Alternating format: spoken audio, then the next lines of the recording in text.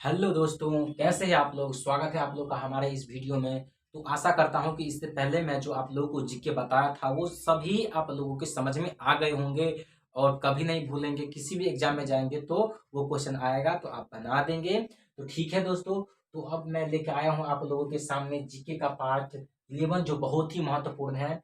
ये क्वेश्चन जो है सो बहुत सारे एग्जाम में पूछे गए हैं, है ना। ये क्वेश्चन आपको जो है सो ये क्वेश्चन जो है आपको जो हम गेस करके लाए हैं, ठीक है। आप लोगों के लिए, खास करके आप लोगों के लिए लाए हैं कि इसे समझें और इसे कभी ना भूलें। जी हाँ, तो ये जो है सो बहुत ही देश मतलब प्राचीन काल में जो है ना यात्री सब आए उस सभी के बारे में है, जो हमेशा कंपटीशन में टकराते रहते हैं। कौन सा यात्री कब आया है ना, क्या करने के लिए आया है ना, कहाँ कहाँ शिक्षा अध्ययन किया, तो इन सभी के बारे में आज मैं आप लोग को बताऊंगा इसी क्वेश्चन में। ठीक है, तो इसे समझें।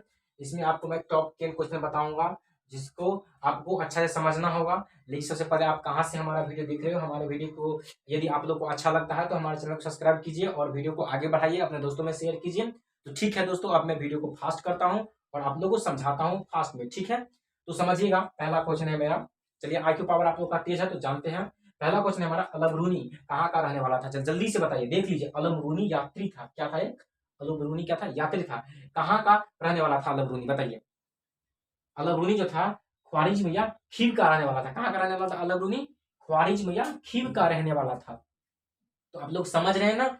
नेक्स्ट क्वेश्चन है हमारा दूसरा कि अरबी भाषा में किताब उल हिंद या तहकीक ए हिंद किसने लिखा। अब जल्दी से बताइए आपने कि अरबी भाषा में किताब उल हिंद या तहकीक ए हिंद किसने लिखा था अरबी भाषा में, जल्दी से बताइए। तो ये लिखा था अलबरूनी ने। क्या किसने लिखा था, किसने लिखा था, अलबरूनी ने लिखा था। नेक्स्ट क्वेश्चन है हमारा दोस्तों तीसरा कि इब्न बतूता के द्वारा अरबी भाषा में लिखा गया यात्रा वृतांत किस पुस्तक में है। मतलब इब्न बतूता के द्वारा, मतलब इब्न बतूता जो अरबी भाषा में लिखा था अपना यात्रा वृतांत, जिस पुस्तक में लिखा था उस पुस्तक का नाम पूछ रहा है। क्या पूछ रहा है, उस पुस्तक का नाम पूछ रहा है। तो इसे समझिए। तो उस किताब का नाम क्या था, सॉरी, उस किताब का नाम क्या था, रेहला। क्या नाम था, रेहला। मतलब इब्न बतूता जो मतलब अपनी यात्रा वृतांत लिखा था जिस पुस्तक में, उस पुस्तक का नाम क्या था, रेहला। ठीक है। नेक्स्ट क्वेश्चन है हमारा चौथा, समझिएगा कि 1333 में किसने इब्न बतूता को दिल्ली पहुंचने पर दिल्ली का काजी या न्यायाधीश नियुक्त किया। बहुत मस्त हुआ क्वेश्चन है भाई साहब, बहुत अच्छा क्वेश्चन है, इसे समझिए। 1333 में किसने, 1333 में किसने इब्न बतूता को, किसको, इब्न बतूता को, हाँ, किसने इब्न बतूता को दिल्ली पहुंचने पर, मतलब दिल्ली जब इब्न बतूता आया तो वहां उसको न्यायाधीश नियुक्त कर दिया गया। आपको न्यायाधीश दे दे या फिर काजी दे दे तो इसमें कंफ्यूजन नहीं होना है। या फिर काजी दे या चाहे न्यायाधीश दे, आपको अगर अगर आपको 1333 वाला ऑप्शन आएगा, मतलब इसी वाला ऑप्शन आएगा तो 1333 ही देना है। ठीक है, समझ गए ना। और अगर ऐसे बोल देगा आपको कि 1333 में किसने इब्न बतूता को दिल्ली पहुंचने पर दिल्ली का काजी नियुक्त किया, फिर भी इसका क्या हो जाएगा, हाँ सुल्तान होगा। क्या होगा, सुल्तान ही होगा। तो सुल्तान ने इसको काजी नियुक्त किया था और सुल्तान ने इसको न्यायाधीश, मतलब न्यायाधीश और काजी क्या है, दोनों एक ही शब्द है, समझ रहे हैं। तो नेक्स्ट क्वेश्चन है हमारा तारानाथ। तारानाथ एक क्या था, तिब्बती लेखक था। तारानाथ क्या था, एक तिब्बती लेखक था। इन्होंने किस ग्रंथ की रचना की, रचना की थी, क्या की थी, रचना की थी। सॉरी, मिस्टेक हो गया है, रचना। मतलब तारानाथ एक तिब्बती लेखक था। इन्होंने किस ग्रंथ की रचना की, मतलब तारानाथ जो था क्या था, एक तिब्बती लेखक था। तो किस ग्रंथ की रचना की थी, मोहम्मद,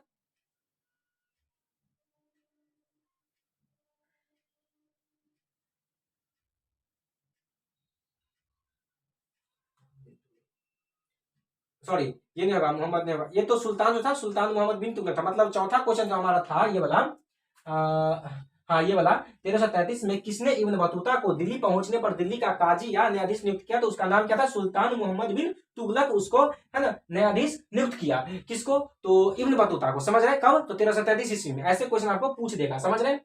नेक्स्ट क्वेश्चन हमारा क्या था, ये तारानाथ एक तिब्बती लेखक था। कौन था, तिब्बती लेखक था, है ना। इन्होंने किस ग्रंथ की रचना की, तो इसका ग्रंथ जो था कंग्यूर तथा तंग्यूर। समझ रहे हैं, कंग्यूर तथा तंग्यूर, यहाँ लिख दिया है, देख लीजिए, कंग्यूर तथा तंग्यूर। समझ रहे हैं, कंग्यूर तथा तंग्यूर किस ग्रंथ की क्या किया था, रचना किया था। किसने किया था, तो तारानाथ किया था। समझ रहे हैं। समझ आए। नेक्स्ट क्वेश्चन है हमारा 6 का, 13वीं शताब्दी के अंत में कब, देखिए 13वीं शताब्दी की बात है, 13वीं शताब्दी के अंत में पांड्य देश की यात्रा पर कौन आया था। दोस्तों बहुत ही इंपोर्टेंट क्वेश्चन है और ये क्वेश्चन बहुत बार एग्जाम में पूछा गया है, इसे समझिए। 13वीं शताब्दी के अंत में पांड्य देश की यात्रा पर कौन आया, पांड्य देश की यात्रा पर कौन आया 13वीं शताब्दी के अंत में, तो इसका आंसर क्या हो जाएगा, मार्को पोलो। बहुत ही मोस्ट वेयर क्वेश्चन है, कौन आया था, मार्को पोलो, पोलो आया था 13वीं शताब्दी के अंत में, ठीक है, पांड्य देश की यात्रा पर।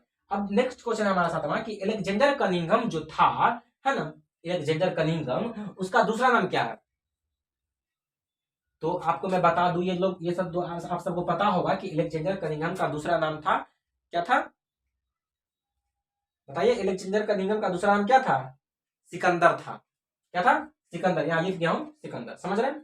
नेक्स्ट क्वेश्चन है हमारा 8 का कि 1400 ईस्वी पूर्व के अभिलेख, 1400 ईस्वी कब, तो 1400 ईस्वी पूर्व के या ईसा पूर्व के, है ना, अभिलेख कौन सा है, 1400 ईसा पूर्व के अभिलेख कौन सा है, तो इसका आंसर हो जाएगा बोगाज कोई, क्या हो जाएगा, बोगाज कोई, बोगाज कोई, इसको समझ लीजिएगा, अगर एक बार में ना समझ में आए तो 2 बार 4 बार इसको देखिए, ऑटोमेटिक शब्द आपको पकड़ में आ जाएगा, ठीक है। नेक्स्ट क्वेश्चन है हमारा, सॉरी क्या था ये, 1400 ईसा पूर्व में अभिलेख कौन सा था, 1400 ईसा पूर्व के अभिलेख, तो बोगाज कोई, ठीक है, बोगाज कोई।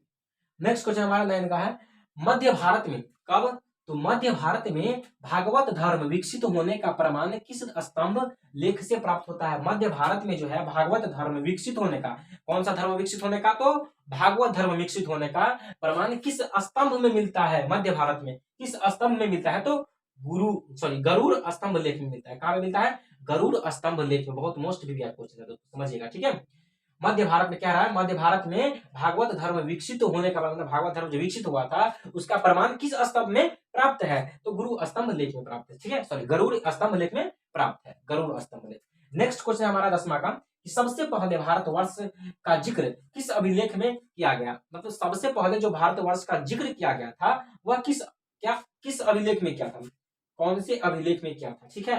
अभिलेख वाला क्वेश्चन हमेशा कंपटीशन में आता है, तो इसे आप लोग मिस न करें, ध्यान से समझे, ठीक है ना। तो बता रहा है कि सबसे पहले भारतवर्ष का जिक्र किस अभिलेख में किया गया था, तो हाथी गुफा में, किसमें, हाथी गुफा में सबसे पहले भारतवर्ष का जिक्र किया गया था, तो इसे समझे ध्यान से।